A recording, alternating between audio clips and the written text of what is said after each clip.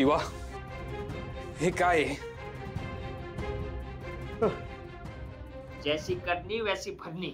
अरे पण त्याला चांगलंच भरणार आहे. शिवा शिवा शिवा, तुझ्या गँगला जग मला सोड. गँगला. एक मिनिट काका, काय होतंय तुला? मला ना सगळं उलट दिसतंय का? मला सोड शिवा मला सोड. उलटी कामं करशील तर उलटच दिसणार ना सगळं. शिवा, त्याला रात्रभर असाच बांधून ठेवूयात काय रे? शिवा, मिरचीची धुरी रेडी आहे. मिरचीच्या कसल्या धुऱ्यात येत आहे? ह्याला त्याच्याशिवाय कळणारच नाहीये. अद्दल तर घडवलीच पाहिजे. हे अति नाही होते का जरा? अरे शिवा, मी तुझ्या पाया पडतो शिवा.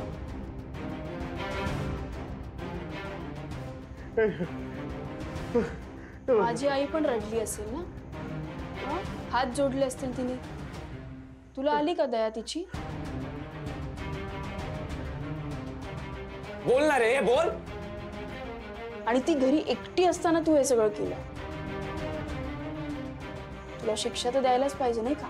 आणि अजून एक, एवढं असून पण तिने तुला पोलिसात दिलं नाही का? माहितीये ना, नातं जपलं तिने. पण तू द्या रे, द्या धुरी द्या. मी तुझ्या पाया पडतो. मी माझ्या मुलाची शपथ खातो. मी परत त्या घराकडे वळून सुद्धा बघणार नाही. माझ्या मुलाची शपथ खातो. मला सोड शिवा, माझ्या मुलाची शपथ खातो.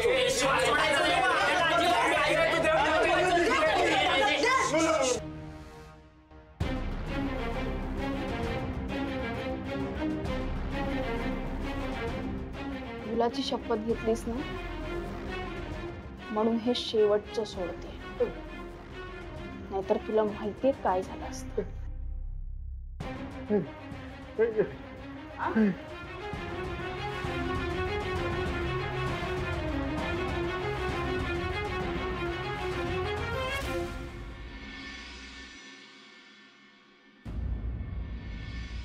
सीताई, नको काळजी करू सगळं. उचलेल आशू फोन. लक्ष्मण, आशूचा फोन झाला का? हो, आशूला फोन करतोय पण तो उचलत नाहीये. शिवा पण उचलत नाहीये.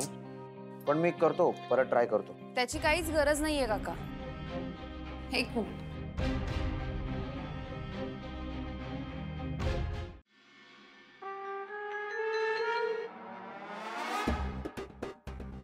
माझ्या काळजाची तार आज.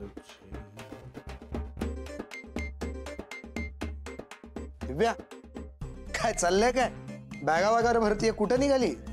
अरे असं काय विचारतोय? जातोय ना आपण. विसरलास? एक मिनिट दिव्या, मला समजत नाही तू काय बोलतीये. कुठे चाललोय आपण आणि कशासाठी? अरे मगाशी आजोबाने सांगितलं ना. काय काय बोलले? अरे ते ना प्रेमाबद्दल बोलत बसले होते. म्हणत होते की मला माझं प्रेम परत मिळालंय आणि प्रेम जर खरं असलं तर कोणीही अडवू शकत नाही. आपलं प्रेम खरं आहे ना. म्हणजे काय? म्हणून ते बोललेत तुझ्या वडिलांशी. काय? अरे एवढं शॉक व्हायला काय झालं? अगं त्याचं काय ना, मला आजोबांनी मला काही सांगितलंच नाही अगं. आणि मी बाबांशी फोनवर बोललो ना, तेव्हा आमचं भांडण झालं ग. परत कशावरून? अगं कशावरून म्हणजे काय? तर मी त्यांना सांगितलं की आता खूप दिवस झाले, आम्हाला घरी येऊ द्या. तर ते म्हणले असा कसा फोन केला तू? आता तुम्ही तिकडेच राहायचं आणि मला परत फोन नाही करायचा. अरे काय फालतूगिरी आहे चंदन. बघ ना, पण आता त्यांनी सांगितलं तर काय करणार आपण? तू म्हणाला होतास ना आजोबांपुढे त्यांचं काहीच चालत नाही म्हणूनच आपण इथे. एक मिनिट, तू खोटं नाही ना बोललायस माझ्याशी? बघा चंदन, मला काय माहिती नाही. आपण चाललोय परत. मी पॅकिंग करतेय. अरे यार, हिला विश्वास बसणार नाही. काहीतरी करायला लागेल ना तर वाट लागेल. झाली सगळी तयारी नैवेद्याची? हो, नैवेद्य तयार आहे आणि 15-1 मिनिटात बाकी सगळी पण होईल तयारी. वा, मी आले तर. लक्ष्मण, आशू आणि शिवानी एवढा कडक उपास केला, अनवाणी चालायचं व्रत धरलं, पण आज नेमके खंडे नवमीच्या पूजेला दोघेही गैरहजर. देवी आईच्याच मनात असेल काहीतरी भाऊ. पण आशू कुठे आहे?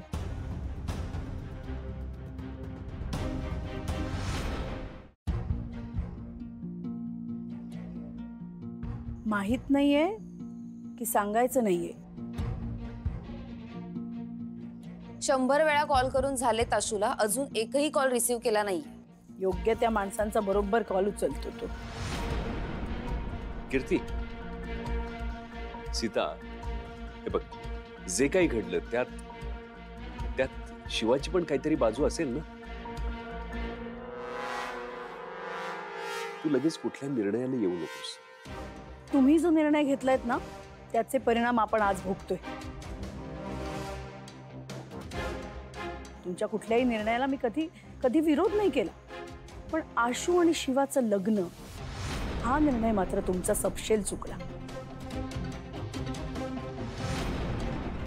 आणि याची जाणीव तुम्हाला आजवर नाहीये ना, ह्याचं वाईट वाटतं मला.